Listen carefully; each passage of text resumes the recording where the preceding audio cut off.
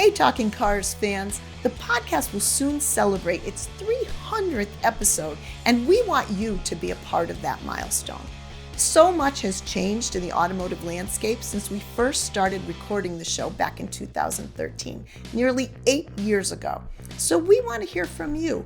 What do you think the biggest changes in the auto industry will be in the next 8 years? Text or email your videos to TalkingCars@iCloud.com and let us know your predictions for what you think we'll be talking about on Talking Cars in 2029. The best submissions will be featured on episode 300. Again, that's TalkingCars@iCloud.com for your video submissions. Thanks for watching, thanks for listening, and enjoy the show. This week, we tackle a ton of topics, including whether to focus on the payment or the overall price when negotiating a lease, if a high-mileage used car can still be a good value, and if you should have an independent mechanic check out a certified pre-owned car before you buy it. All that and more, next on Talking Cars.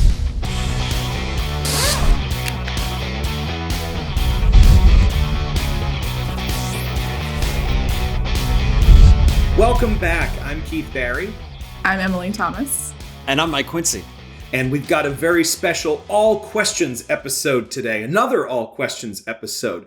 We love these because we get so many questions from all of our wonderful listeners and viewers. And they send them to TalkingCars@iCloud.com. And some of them are even video questions, like this first one here. Hey, Talking Cars. I always wanted to comment on Keith Barry's segues. He's just the king of segues. And Mike Quincy's dad jokes. They get me every time. But anyways, my mom's the dealer for her Honda CRV, 2016 Honda CRV, recently emailed her about getting her transmission fluid changed. And she's at 35,000 miles right now. Which seemed really low to me for a transmission fluid change. So I looked at the maintenance schedule in her manual, and it doesn't really give a set distance that I saw, like 100,000 miles or something. So would love your advice. I don't trust dealers, but I trust you guys, and I really appreciate all your guys' answers. I'd love your feedback and advice. Thank you. Cool. So we've got a shtick. So Quincy likes your jokes. You like my segues. Emily, what's your thing is going to be like giving helpful advice. That's going to be your shtick. Yeah, my shtick is going to be being the boring safety person, with like the occasional tiny humans popping in. You're the straight person to Keith and my ridiculous personas. So, does his mom's 2016 Honda CR-V really need a transmission flush at 35,000 miles? Quince, I enlighten me here, because, I've heard of, there are cars with lifetime transmissions. There are cars with 100,000 miles between changes. What's going on here? Well, like you, Keith, I've also heard, that there's some cars where the transmission reservoir is sealed, which means you don't have to go into it at all. And so I think, the operative words, the most telling part of the question is when Kyle said the dealer contacted his mother about the transmission fluid change. The maintenance item is not in the owner's manual. And I spoke to CR's top mechanic dude, and he said, absolutely stick with what's in the owner's manual. Don't buy into this hype of a dealer trying to talk you into extra service. This is just a profit center for them. So, Kyle should rest easy, because Kyle's instincts were right. He's like, I'm not sure I trust the dealer here. So what's the answer? And, we've all known people that have been tried to talk into doing extra service from dealers, right? Mm. Now, the CR-V actually does need, it had the ones equipped with a CVT, they actually do require transmission fluid flushes much more frequently, and they're a little more simple than in other vehicles. But you want to stick to that manual. If the manual says it, you're totally correct about that. We've actually done some research. I actually called up for an article a few years back, called up dealers all over the country for certain cars to figure out what the scheduled maintenance costs were. And depending upon, even in the same city, It would vary by 10, 20, 30, 40%, how much the costs of these scheduled maintenances, how much they varied. And you would have one shop saying, oh yeah, $150. You'd have another shop saying $500. Sometimes it's because they put add-ons on at the same time. It's, they change the cabin air filter, which is something you can do yourself. Sometimes it's they have, they fill your tires with nitrogen or something. Other times they just jack up the price. And of course, sometimes, a dealer in Manhattan is going to have higher costs than a dealer, in the suburbs. But call around, basically. When you're doing that scheduled service, don't necessarily just go back to the dealer where you bought the car. Call a couple of dealers. For Honda, it's not like there's a shortage of Honda dealers out there. If you have to drive an extra 5 miles to save $200, yeah, I think it's worth it. And also, as we know in our own little, network, when you can get an independent mechanic that, say, specializes in timing belts for Toyotas, for example, in all likelihood, an independent mechanic that has a good reputation is going to be charging less than the dealer for one of those types of service calls anyway. Absolutely. So that's, number one, independent. Number two, shop around. Our next question is from Chandler. Is it safe to use seat protector mats with infant child seat bases? The base seems to dig into our car's leather, and I'm worried about damage long term, but I'm more worried about the safety of our child. Glad to see that Chandler has priorities straight. Emily, a real serious question here. What's the answer here? Yeah, so seat protector mats fall under what we, as child passenger safety technicians, talk about as, third party or aftermarket products, right? And aftermarket products are not approved to be used with your child seats. They have to be approved by the car seat manufacturer themselves. So your best bet really is to contact the car seat manufacturer and ask them, because the issue is that you don't want to put anything between your car seat and the vehicle seat that's going to interfere with how the car seat interacts with the vehicle seat. And a seat protector mat could do that unless they already have crash tested with specific products. So a lot of times, some of the manufacturers sell their own seat protector mats that they've already crash tested with their products. So they know how it impacts injury numbers, how it impacts the security of the installation, and so on and so forth. So honestly, your best bet, call your manufacturer or check their website. And if you can't find it there, definitely reach out to them on their customer service line and ask them specifically, because it does vary from manufacturer to manufacturer. So this is one of those cases where if the manufacturer is selling an accessory, it isn't just the price is jacked up and it's the same as a generic one. This is actually, if the manufacturer is selling it, it's actually because it's been tested. Correct. Right, but in my case, when my boys were younger and were in child seats, we had a ratchet tightener thing that you could kind of wrap around the seatbelt to get a snugger fit. And I spoke with our own Jennifer Stockberger about this, and she said, do not use these aftermarket things; they're not part of the crash testing. And so, even working with a child safety seat expert like Jen or Emily, I learned something too. Luckily, my boys are way too old for these now. Great answers there. So before we move on, just wanted to take a moment to let you know about the Talking Cars donation program.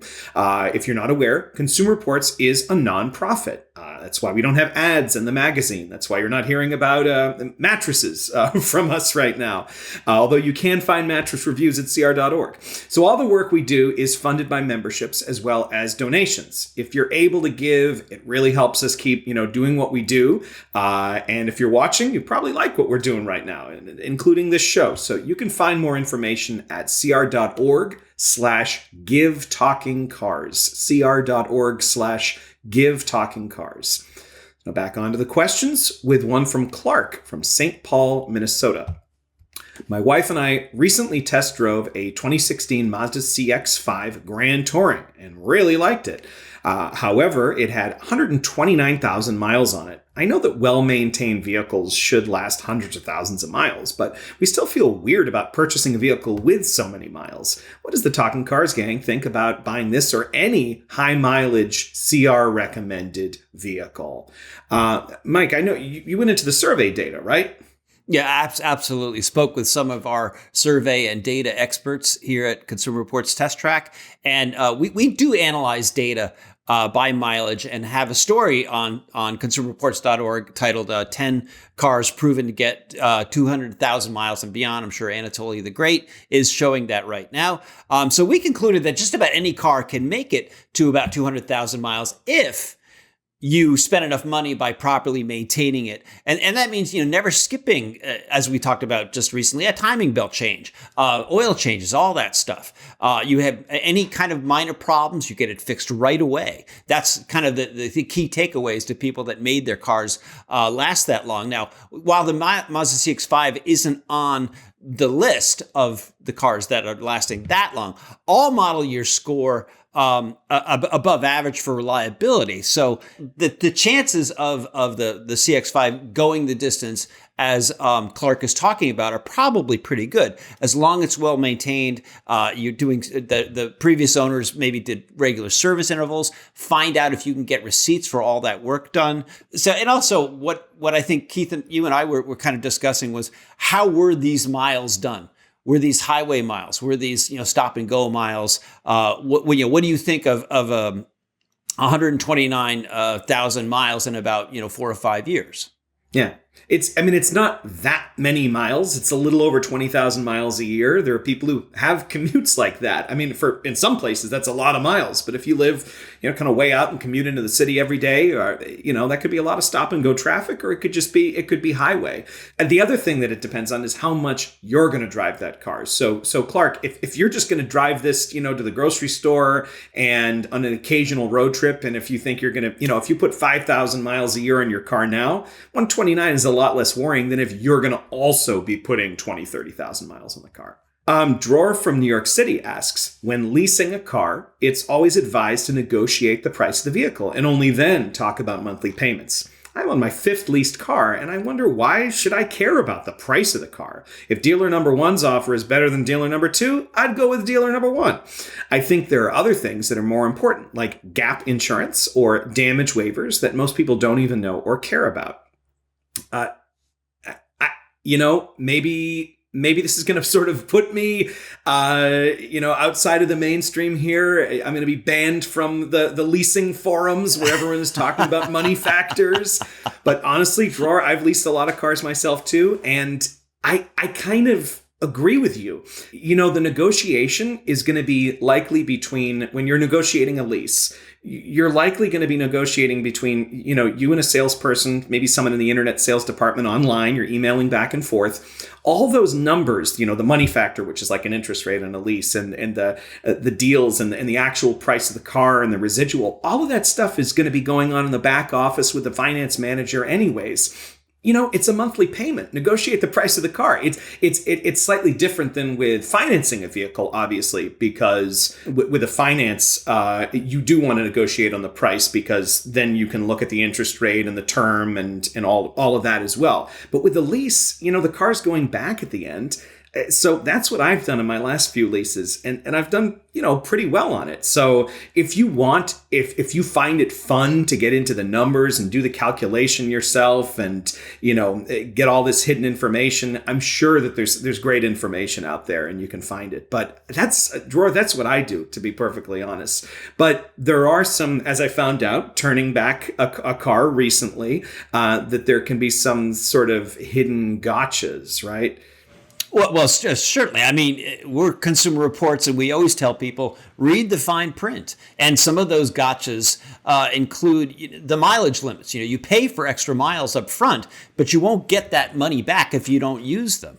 If you go over the limit, you might have to pay anywhere between 10 and 50 cents per mile, which will certainly add up. I guess I'm assuming that Drawer kind of knows this because he has leased a bunch of cars, but for our Talking Cars audience out there that might not know these things, be careful of when you're leasing a car, the disposition fee or the document fee. This is a fee. $500 when I turned in and I knew this going in, so I had that money in my account. But when I turned in my car, I owed $500 because I did not lease another car from the same manufacturer. Right. They say the fee is charged to defray the cost of preparing and selling the vehicle at the end of the lease. You're paying them to do their job. I don't know.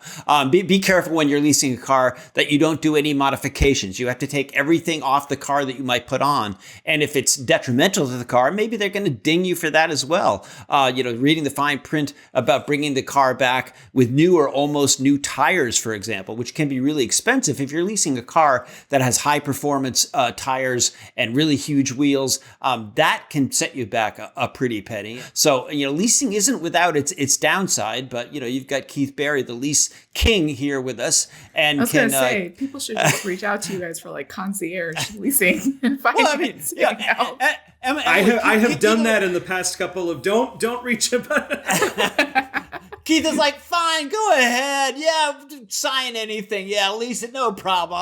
I do like the fact Drew brought up gap insurance, though, because that is something that normally, people think when they go to the car dealer that they negotiate with a salesperson and then they just go sign some paperwork and they're on their way. And the signing the paperwork is where the dealership makes all the money. It's when you go, oh, you just have to sign some things in the finance, they call it the F&I office, the finance and insurance office.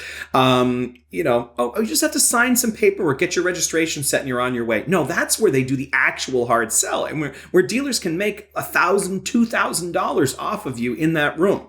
And those people make the most money. Some of them make, in a lot of money because they're making a lot of money for the dealership. One of the things they're trying to sell during a lease is gap insurance. And what that does is if your car gets totaled, it pays the difference between basically the replacement cost of the vehicle and what was paid off when the car was totaled after it depreciated.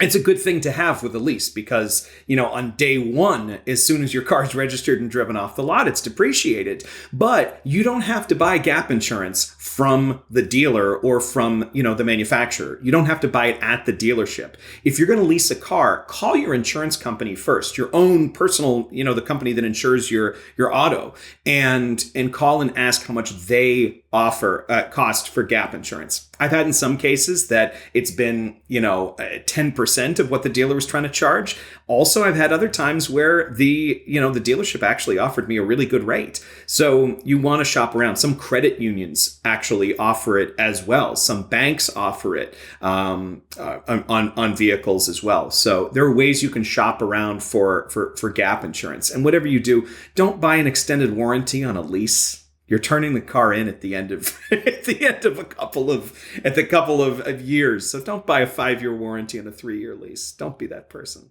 But Keith, what I love about the discussion about leasing is that, we all feel like we have a new lease on life now. Oh. Where's that little drum gift? Yeah. Jeez Louise. Can we add one? Can we add a, yeah. All right. So our next question comes, it's actually a two-part question. Well, it's a two-person question. It's kind of a single part. Well, let's just get to the question. John asks, why don't car makers build cars with replaceable head units in mind anymore? I'm old enough to remember when an AM radio in a car was a big deal. Then it was FM, then 8-track and cassette and CD. Most head units are outdated by the time they hit the showroom. And Mike from Loveland, Colorado asks, I'm often attracted to the value proposition of cars with some years on them, but that are in great shape, like we talked about earlier. The trouble is I really appreciate Android Auto and a backup camera. How can I know if an older car can be successfully retrofitted with those two functions? So, Emily, why can't we, my Renault Medallion restoration project, I am shopping for vintage head units because somebody put a CD player in there and God forbid I need to have an original horrors. Original cassette. And it's easy. You just, go on and find, one DIN and you swap it out, you put in the harness and plug it back in. But try doing that in a newer car. Why can't we do that? Well, for one, it's a lot more complicated than it used to be. You just explained a 2-step process right there, Keith. But the new systems are connected to your car's computer. And so they're not just separate units anymore. I mean, you can do things like changing your vehicle settings from your infotainment system now, which implies that, it's more integrated into the car as a whole, right? So it's not as easy as it used to be because of how much more technologically advanced the vehicles have gotten, how much more electronics are in them. And I mean, I'm not quite with John with, being able to remember about 8 tracks and such. But I did have to get one of those cassette tape adapters for my 96 Corolla because, I wanted to, mostly my brothers wanted to be able to play music off of their phones when they rode in the car with me. And so they forced me to get this adapter. They did not listen to your music. No, they didn't like my rule of, my car, my music. They were just like, God. No. So yeah, I loved this question because it just took me back to my teenage years, and Emily will be the first to tell you that I'm the old guy here. But I mean, I remember. I didn't say anything yet, though. Yeah, you should have the audience like listening in on our meetings. I'm just kidding. I'm so hurt. But no, I mean, back in the day, the Pioneer Super Tuner was like one of the premier stereos, and Jensen triaxial speakers and all that stuff. Those were really the ones to have back when I was younger. But being old, I've gotten so used to backup cameras and Android Auto. I love this. I love this new technology. So while Keith, I can sympathize with your root cause to get that Renault back to stock equipment level. It had Jensen speakers stock. Okay. Wow. In 1988. That's pretty radical for like the French company with going with that. But no, I mean I love the new technology and I love old cars. So to me that would always be kind of like I miss all this stuff. Some head units do actually allow you to upgrade. There are some aftermarket systems that can mirror your phone. We haven't tested them. From what I've read, it's kind of hit or miss and very expensive and very complex to install them. But some things like backup cameras are actually pretty easy, especially if you bypass the screen, right? And you can use the rear view mirror, right? Yeah. So basically, there's a couple of things. If you love your backup camera, which you should, because it's a great safety feature, backup cameras became standard equipment in all vehicles that were manufactured in 2018 and later, May of 2018 and later.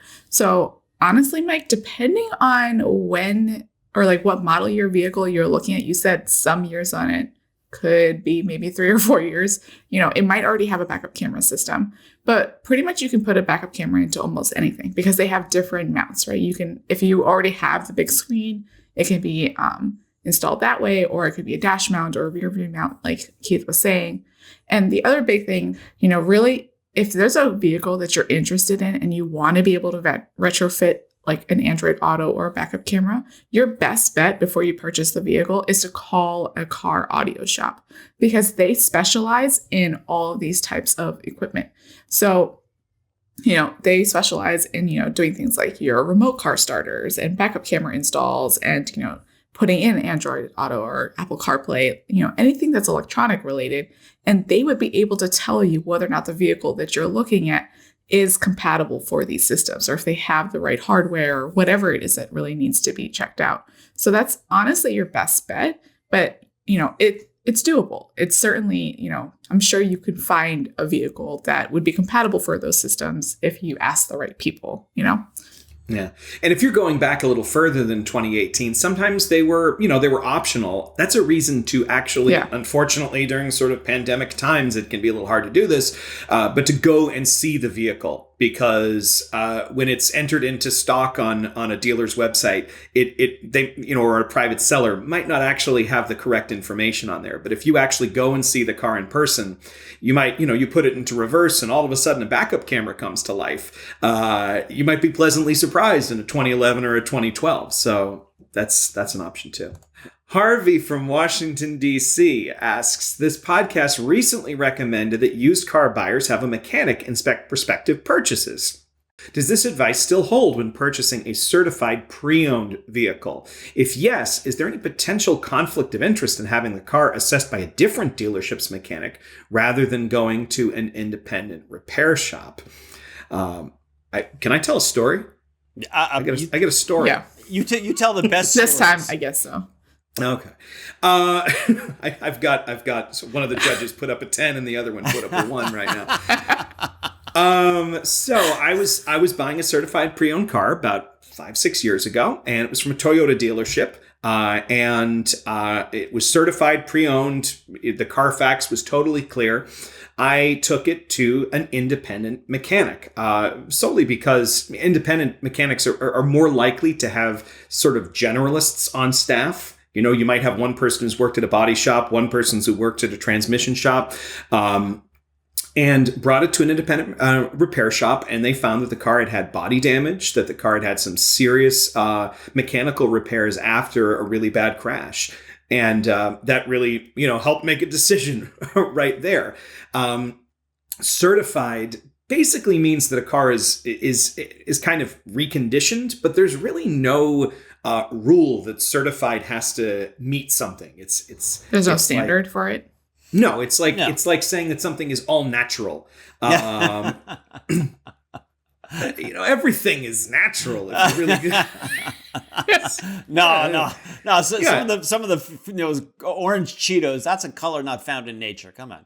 Well, the people who design them are natural. Maybe, I don't know. So yeah, that's just, and all natural doesn't necessarily mean healthy. So that's for a different CR franchise to talk about. We have a lot of great stuff on that at cr.org. But certified, it can mean kind of. It doesn't necessarily mean something. We have a great article on cr.org about that is sort of the truth about certified pre-owned cars. And we've found in our own shopping, it isn't just me going to a lousy dealership.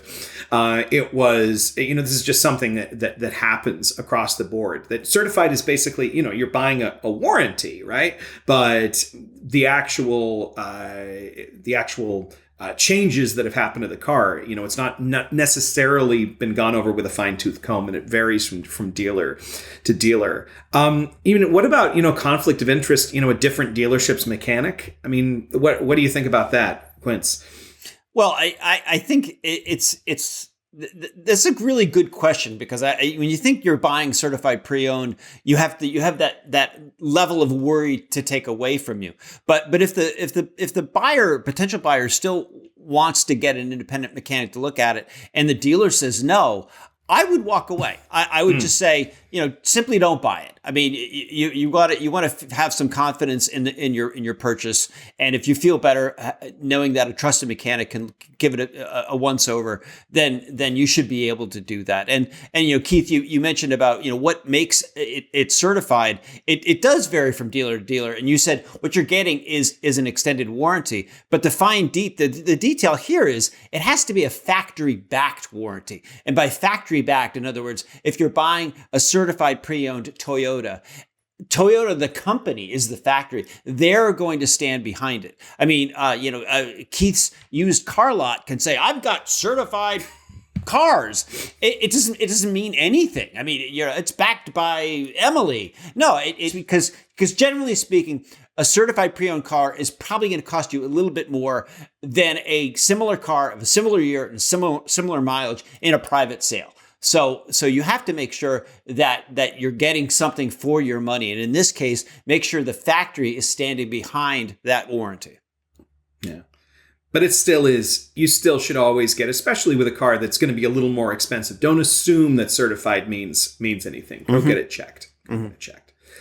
And whether it's Keith and Emily's used cars or Crazy Quince's home audio and car stereo store, we'll be back next week with more of your questions. Thanks so much for sending them to talkingcars@icloud.com. We've got a lot more about everything we've talked about today, including how to add a backup camera, the truth about certified pre-owned cars, and vehicles that can last up to 200,000 miles over at cr.org. Thanks for talking cars with us. We'll see you again soon.